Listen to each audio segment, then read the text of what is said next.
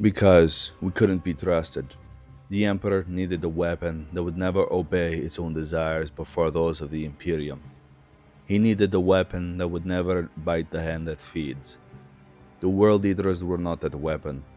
We've all drawn blades purely for the sake of shedding blood, and we've all felt the exhaustion of winning a war that never even needed to happen. We are not the tame, reliable pets that the Emperor wanted. The wolves obey when we would not. The wolves can be trusted when we never could. They have a discipline we lack because their passions are not aflame with the butcher's nails buzzing in the back of their skulls. The wolves will always come to heel when called. In that regard, it is a mystery why they name themselves wolves. They are tame, collared by the Emperor, obeying his every whim. But the wolf does not behave that way, only a dog does. That is why we are the Eaters of Worlds and the War Hounds no longer. This was said by Captain Karn of the World Eaters 8th Assault Company. Hello, and welcome back to the Wisdom Warhammer channel. And in today's video, I'll be going over the history and structure of the 12th Legion, the World Eaters. I will go over their time during the Great Crusade before Angron was found, and then their time during the Great Crusade after Angron was found. Then I will be going over their time during the Horus Heresy, and at the end I will go over the structure of the World Eaters Legion. Like in my previous videos, I do not own the artwork in the video, and all things Warhammer are owned by Games Workshop and Black Library. So, with that being said, let's get the video started, shall we? Now, the story of the 12th Legion is one of the bloodiest and saddest in the history of the Imperium. Now, like every other legion, they started their service at the end of the Unification Wars on Terra, and before they were named the World Eaters, they were called something else. They were called the War Hounds, and they were used for one thing: extermination through bloody close combat. The recruits of the Legion were taken from all over the birth world of humanity, and they would be the most aggressive and competitive candidates. Their first combat engagement was in the South African conclaves, but through the final days of the Unification Wars and the Conquest of Sol, they would be on a very short leash. The reason is unknown, but the Emperor held them back and unleashed them when there was disloyalty in the Imperium or a threat that needed complete extermination through close combat. As they waited for their next combat engagement, they would grow and they would be training, and when they were unleashed, they would rip and tear and savagely kill anything in their path. They got the title of War Hounds from the combat engagements in the tight corridors of the Sephic hives, and the Emperor remembered the white War Hounds of the Yashik in northern Terra. War Hounds' armor would be colored in white with blue, and their symbol was a red warhound on one of their pauldrons, and the chain axe and bolt pistol were common in the Legion. Another battle in the early years of the Legion's history was at the Imperial colony called Cerberus that had rebelled and were promptly slaughtered by the 12th Legion. When the Imperium sent out fleets into the void after the conquest of Sol, the 12th Legion was assigned to the 13th Expeditionary Fleet, and this was called the Bloody 13. Around this time, the Warhounds were numbered at 8,000 legionaries and growing, but they served alongside other fleets as dedicated assault and support elements. When they fought alongside other legions, it was mostly the Space Wolves, Iron Warriors, and Dark Angels, and they served as frontline troops. But when they served alongside the Imperial Guard, they would be going for the head of the enemy while they were supported by the Imperial Guard. Warhounds built a reputation that made them effective either through victorious slaughter or simple slaughter because their assaults would be successful but at a cost. A lot of their allies would see them as unpredictable, intemperate, and very dangerous to anyone or anything in their way, either friend or foe. From this reputation, there were rumors saying that the 12th were used to kill Imperial Guardsmen that were failing in battle, and as time went on, the Imperial War Council would use them in war extermination missions. Pretty much any military force in the Bloody 13th gained a dark reputation as a military force that was unrestrained in campaigns, and after some time, the War Hounds would muster on the planet of Bot. This planet would serve as a recruitment world and training world for the War Hounds, and also this place would draw in extremely unhinged and violent Imperial forces. This included feral world headhunters, abhuman forces, titans of Legio Audax, and the Numian gun clans. And there was a reason for this, because the War Council wanted to put all violent and unhinged military forces into one fleet. From this choice, the Bloody 13th became even more of a force of massive destruction and slaughter. As they did what they did best, the Warhounds would get news that the Primarch was found, and it would be downhill from here. The Primarch of the 12th Legion was named Angron, found on the planet of Nuceria, and instead of the Primarch becoming the ruler of the planet, he was raised as a slave and fought in the gladiatorial pits. Angron had a piece of Dark Age of technology called the Butcher's Nails in his brain, where the wearer would feel pain if they didn't feel anger, which made the Primarch extremely unhinged and extremely violent.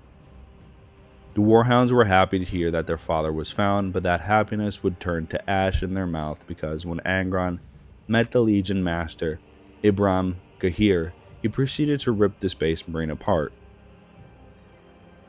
He would do this to every Warhound commander that tried to talk to him until the captain of the 8th Assault Company, Karn, calmed him down and brought him out to meet the rest of the Legion. When Karn introduced Angron to the remaining 12th Legion commanders, Captain Dregahar then said this to his father to mark the next chapter in the Legion's history. Primarch, General, your warriors were eaters of cities, Lord, but with you to command us, the Warhounds will be eaters of worlds. World eaters. World eaters. So you shall be then, little brothers.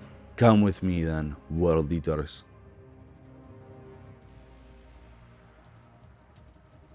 When Angron took command of the newly christened World Eaters, they went back to Bot to change into something even more ruthless, bloody, and violent. The first thing he did was implement the fighting pits and gladiatorial combat. Angron pretty much made his sons train like gladiators. Training exercises were more intense to a point where Marines would die. Those world leaders who survived these brutal rituals and exercises would become even more violent to make their father proud of them. The symbol of the Warhounds was replaced with the well-known gaping maw with a world within its jaws to symbolize the 12th Legion's new purpose. Now the Imperial Guard forces that were assigned to the Bloody 13th also went through even more brutal combat exercises. When the World Eaters were ready, they went back into the Great Crusade to slaughter everything in its path, and it would get even worse for the Legion. Every time they went to war, the Primarch of the 12th would give them 31 Nucerian hours to conquer the planet, and if they failed to complete it within this time frame, they would face decimation. 1 in 10 world leaders would be executed by their brothers, and also sometimes would fly into a rage and murder a few of his sons. Now, the world leaders tried their best to be acknowledged by their father, but he also looked down upon them, and eventually Angron went to the Tech Marines of the Legion. He asked them to recreate the Butcher's Nails, or an improvised version of it, and he ordered the apothecary Galan Serlek to oversee the implementation of the crude Butcher's Nails into the Legion. Obviously, this failed because the Butcher's Nails was a Dark Age of technology artifact, and without the blueprint, the mortality rate for it was 100%. This result angered Angron to a point where he abandoned his legion and lived on a feral world for 2 years, but he was brought back by his equerry, Karn. Karn told his father that if Angron's brothers and sisters had seen him like this, they would see him as weak, and from this he came back to the Legion. As the years passed, the Liber Malus had mentioned that whenever Rebel Star Systems heard that a World Eaters fleet arrived in system, they would immediately surrender. That is because the World Eaters had an even worse reputation that was drenched in entire oceans of blood and gore. Those on the Imperial War Council and the most hardened Imperial commanders sweated from just mentioning the 12th Legion and their Primarch. Even other Primarchs were concerned by the reputation of the World Eaters, and Guilliman was one of them. And after the cleansing of Argentia, the Primarch of the Ultramarines was horrified and sickened. And with his new reputation, Angron was called the Red Angel. Now, the next event that the Legion would go through would be the first step into blood-crazed madness, and it would happen on the planet Gehenna.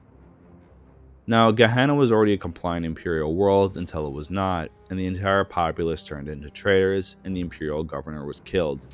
A squad of World Eaters led by a Terran-born Centurion named Mago had met with the people of the planet to see what happened. Seeing that the planetary governor was killed, he and his squad killed the humans and returned to the fleet in orbit to prepare for war. Mago led the force of World Eaters upon this planet, and like always, they had 31 hours to conquer it, and when they began fighting, they had 26 hours left. They were attacked by massive hordes of slow-moving humans, and they were making progress, but the thing is that they kept fighting. Legionaries would be dragged down by groups of people and would be killed. The close quarters combat was so intense that mountains of corpses were growing with each caused the World Eater force to slow down. With around 15 hours left, the World Eaters called for aid and armored companies flew down into the war zone, and with the amount of bodies they needed to clear the landing zone. They were able to make progress, but they failed, and when they saw that they ran out of time, all World Eaters on the field of battle stopped and realized that they failed. Mago ordered the Marines back to their transport, and all stood in silence, because they knew that they could be killed during their decimation ritual. All World Eaters who fought on Gehenna who failed stood at attention, awaiting judgment from Angron. And Mago, feeling tired of killing his brothers, he called out Angron. He told Angron that it is pointless, and Angron laughed at the bravery of the Centurion, and then said, "Pick the ones who would be killed." Mago refused again, but a young World Eater that he fought alongside on Gehenna volunteered, and Mago was about to cut the throat of the young Marine, but Angron stopped him.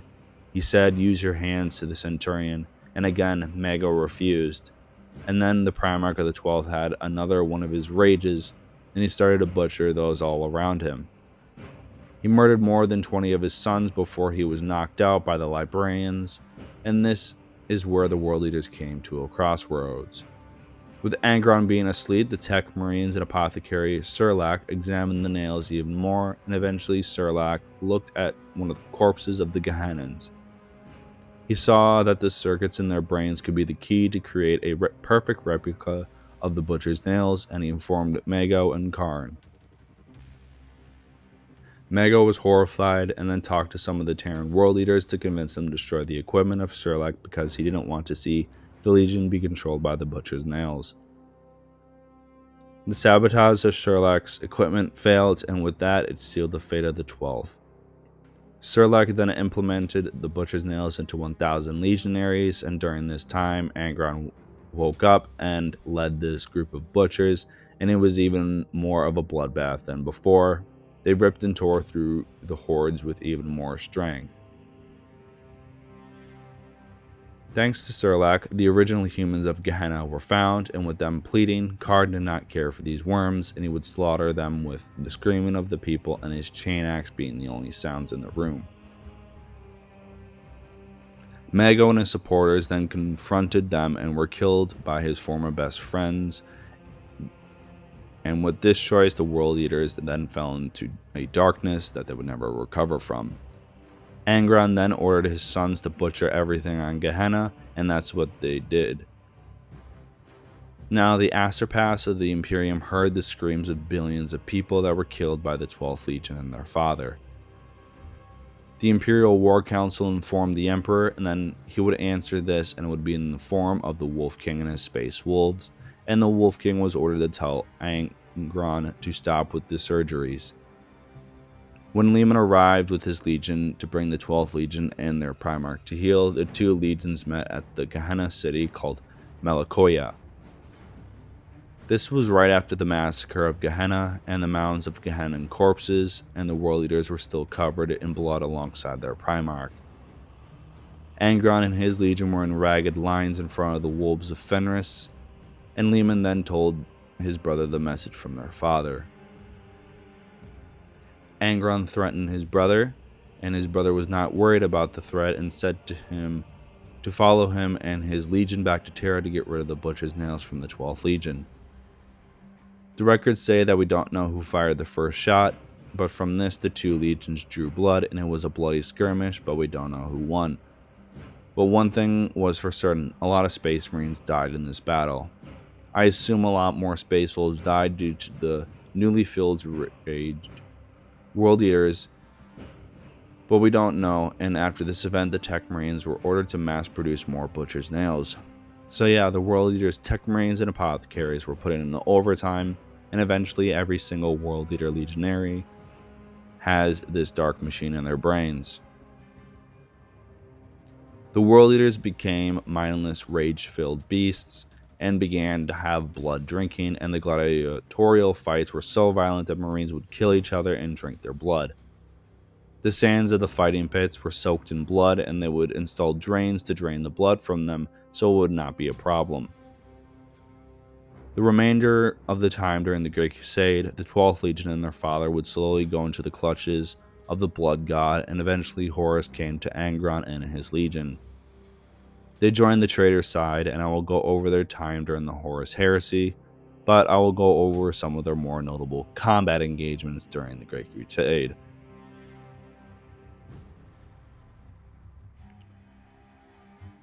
Starting off with the Golagathan slaughter, and this happened in the early years of the 12th Legion with Angron at the head of the Legion. This place was near the Maelstrom, and from this a lot of Imperial explorer fleets and navigators avoided this place, but not the Red Angel and his sons. This campaign lasted 11 years, and 7 Xenos races became extinct by the hands of the World Eaters, and the first major engagement was at the Siege of Sarum. Sarum was a Mechanicus station on the border of the Maelstrom, and they were isolated and became warlike as time went on, and only listened to Mars. One of the foes of the Sarum was the Brotherhood of Ruin, which was an abhuman empire that threw cyber warriors and orc mercenaries at the Mechanicus. They were overwhelmed and called for aid, and Angron and the World Eaters responded alongside the 13th Expeditionary Fleet and the Titans of Legio Audax. The World Eaters and their allies slammed into the fleet of the Brotherhood, catching them off guard. In surprise, they began to deploy drop pods, and landers immediately began to coat the ground in both abhuman and orc blood.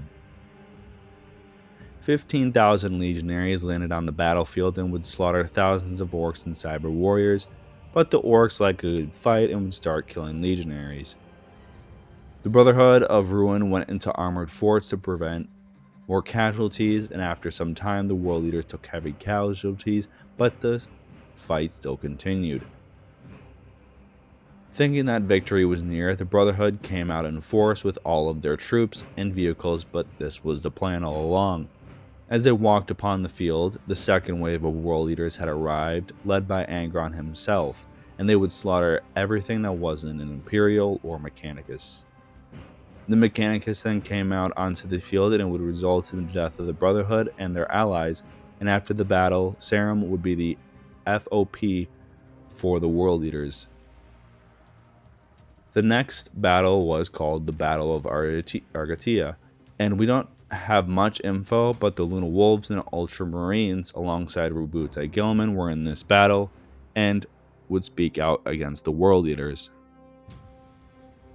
The next battle was right after the Gehenna massacre, and it would be named the Battle of Alpha Shalish, and it was against shape-shifting Xenos force called the Lycramol.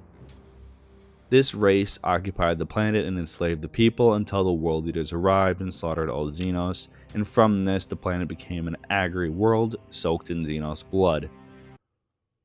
The World Eaters did eliminate a whole craft world named Tuna Tatar and would serve alongside the Sons of Horus 63rd Expeditionary Fleet in some small engagements, but around this time the Horus Heresy would begin.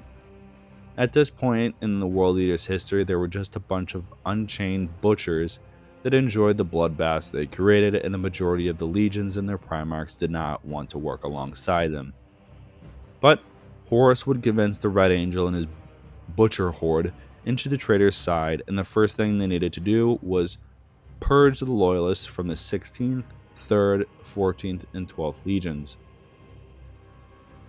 They would do this on the planet of Isfahan III, and after the loyalists of the traitor legion survived the virus bombing, Angron led the first wave against the remaining loyalist world eaters.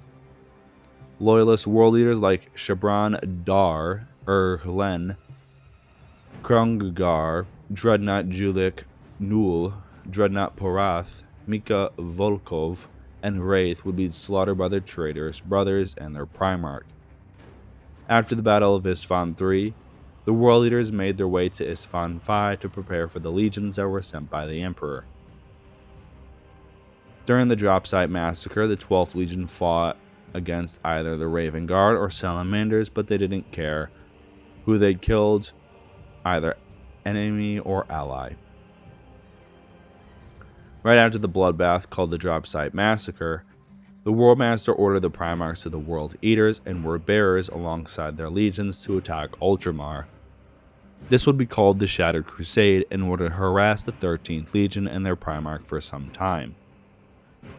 The first major conflict was named the Battle for Armatura, and I will explain this one because it was the first major conflict in the Shattered Crusade. The traitors had a sizable war fleet that slammed through the orbital defenses of the planet, and the Wordbearer ships, the Blessed Lady and the Trisagion, would start bombardments upon the planet. The World Eaters would be the first in the wave, with Angron at the head with some demon-possessed word-bearers in the mix, and they would get to work ripping anything and everything in their way.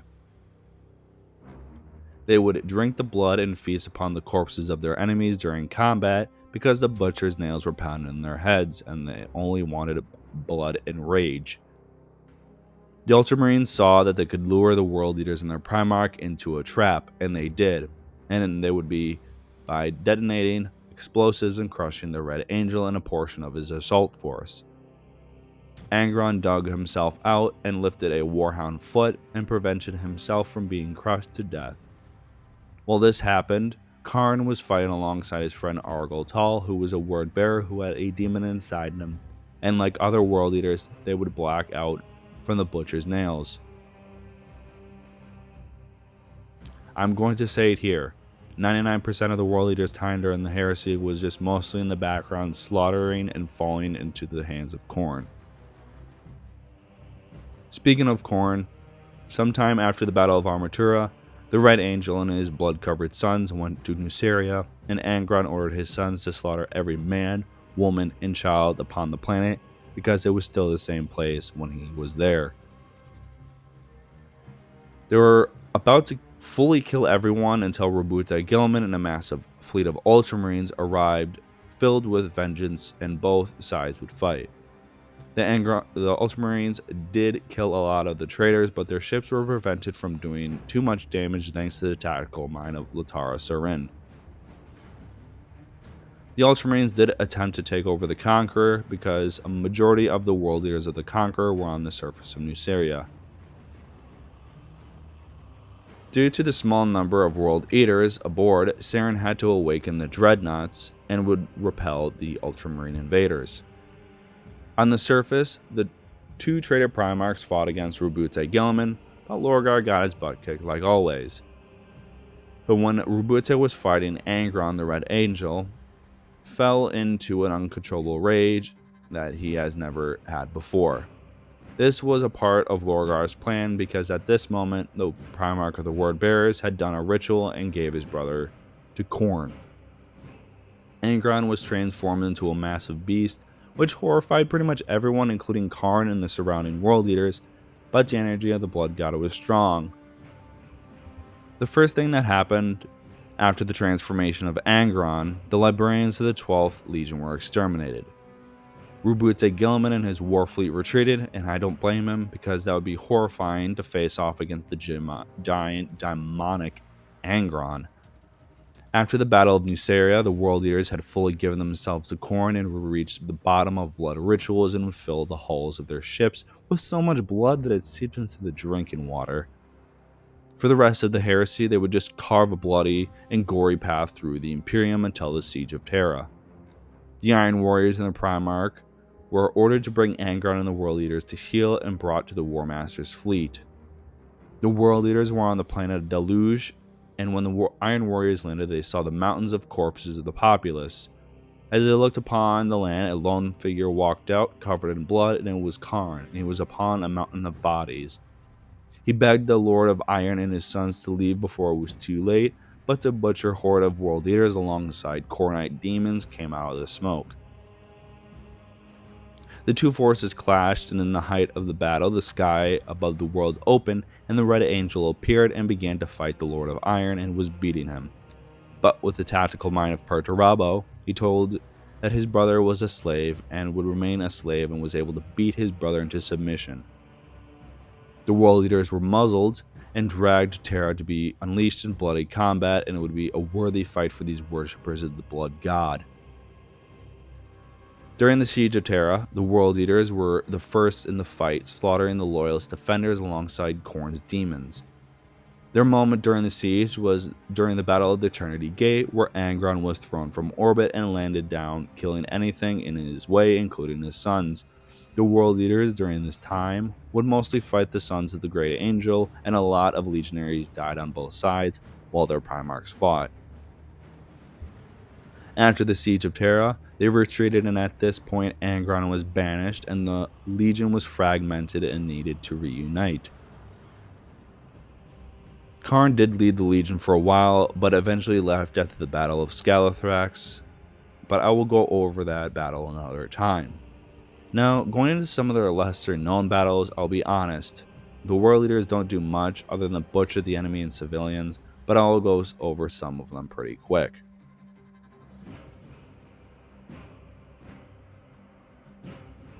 There was the Battle of Bot, which resulted in the destruction of the planet by a loyalist force of Iron Hands, and I have gone over this battle in my Iron Hands video. The next battle was the Siege of Inuit, and I will go over some details of this battle, and here are the major players. The loyalist forces were Imperial Fists, Salamanders, and some Imperial Guardsmen, and they defended the cryohives of the Ice World. The traitor forces were World Eaters, Thousand Sons, Iron Warriors, Death Guard, Emperor's Children, and a regiment of Traitor Guard, and the World Eaters did what they did best for a couple of years during the siege. When the War Master needed more troops for the Solar War, a portion of the traitor force retreated to go assist the main traitor force, and from this a Salamander and Imperial Guard force arrived. With this reinforcement force, the traitors were pushed back, which resulted in the rebuilding of Inuit. Now I'm going to rapid fire the next couple of battles because it either has very small lore or one I will go over in a future video. First, we have the Battle of Trisolian, which mostly involved the Space Wolves and Sons of Horus, and during this battle Leman Russ attempted to kill Horus but failed. The battle after this battle is the Battle of Yuret, which involved the Raven Guard and Space Wolves and was right after the Battle of Trisolian, and one of the main commanders was World Eater Lieutenant Commander Nai Vash Delarax. The traitors were harried by the Headhunter and other special forces teams of the Raven Guard and were able to push back, but by then the loyalists were gone. The final battle I will talk about is the Bathathor Sigma intervention, which was the only World Eater battle, and here is what happened. The World Eaters did Headhunter operations against retreating loyalists, and they used super tanks to destroy Titans of Legio Odex. Then these World Eaters super tanks were destroyed by Eldar Titans that came out of nowhere, and after some more fighting, the Eldar Titans mysteriously disappeared, and I assume some of the loyalists were able to escape. Now we have gotten to the good part of the video where I explain the structure of the World Eaters Legion. We have, of course, Angron on the top as the Primarch, and then under him are the Centurions, which were the Legion company commanders. The Centurions were known to be the most violent and would use violence to keep his legionaries in line, and if he would be challenged by another world eater, he would accept. These duels were rare, and when they happened, it was very, very rare that a Centurion was killed, and the one who was killed was the line soldier who challenged him. Under the Centurions, we have the Devourers, who were the personal guard of Angron, and this job was very hard because they had to be around the Primarch. There were only 12 Devourers at a time, and those who wanted to replace the Devourer would have to kill the member or he would be killed. Karn was offered a position in this kind of unit, but constantly refused because most of the Marines saw them as useless because they had to keep up with Angron. Now, the Rampager squads were the most unstable, insane, bloodthirsty, and savage world eaters, and were the Berserker squads of the Berserker Legion, which is saying something. Now, there were Marines that were in these squads that were even more insane and just wanted to kill anything and everything, including their allies. They would put it in another version of the Rampagers, and it would be called the Cadere, or Butcher squads, and they would just kill every single thing to a point where there would be nothing but paste. Now, you are wondering that there can't be even something more insane than the world-eating units during this time in Imperial history, and I'm going to say yes, but I will go over them at the end. Now, the Red Hand Destroyer Assault Squad, who were the Jump Pack Troopers, and they would bear the Blood Hand, or better known as the Butcher's Mark. This unit would be a high honor in the Legion, which seems interesting, and to join, they would have to perform a feat of violence and butchery while outnumbered or killed a high-ranking enemy very gorily. These butchers would serve in the vanguard during the heresy and would scream as they came crashing down into the loyalists. Then the next units were the Tritari, which were just the expert world eater boarding parties, and there were 5 full companies within the Legion. They were led by Centurion Devaris, and these warriors were only aboard the Conqueror, which was the flagship of Angron, and when they would defend it with their life. Now, going back to those world eaters who were crazier than the Butcher squads, we have the Red Butchers. This unit of world eaters was born on the world of Isstvan III. These butchers had constantly lost themselves to the blood rages that they went on thanks to the Butcher's nails. The apothecaries of the 12th Legion had knocked them out, and while they were sleeping, the Tech Marines of the Legion modified Terminator armor that they found. They would encase these Marines who were lost to the nails in the Terminator armor, and these suits of heavy armor would be their cells, and then the Marines would be chained down until the next battle. During battle, they were the heaviest shock troops of the 12th Legion and were sent on suicide missions, and surprisingly, they would sometimes survive roaming the battlefield after breaking defensive lines. When they were lost, they had trackers in their armor and would be recovered and either chained back up or the armor was given to another blood-mad world eater. The world eaters did have librarians, but they were looked down upon, and when the Edict of Nicaea happened, the world eater librarians adapted pretty well. Sadly, all librarians of the 12th Legion were slaughtered during the Battle of Nuceria when they tried to save their father from ascending to demonhood, but failed, and they watched in horror when their demonic father butchered them. The apothecaries of the world eaters were possibly the darkest within the Legion because they would be the ones who would implant the butcher's nails into their brothers.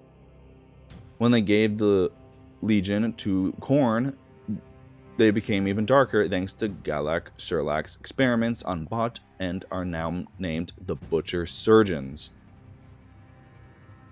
The Tech Marines were normal Tech Marines, but they built the Butcher's nails on a massive scale, but other than that, they were pretty normal. Now, due to the high attrition rate and casualty rates in the 12th Legion, the World Eaters numbered around 150,000 at the beginning of the heresy. 112,000 World Eaters joined Angron's side and becoming traitors, and then 37,000 World Eaters were sent to the first wave on Isstvan III, and were killed by their former Primarch and brothers. The Line Legionaries of the World Eaters were pretty much just roving bands of butchers and killers, and their centurions kept them in line.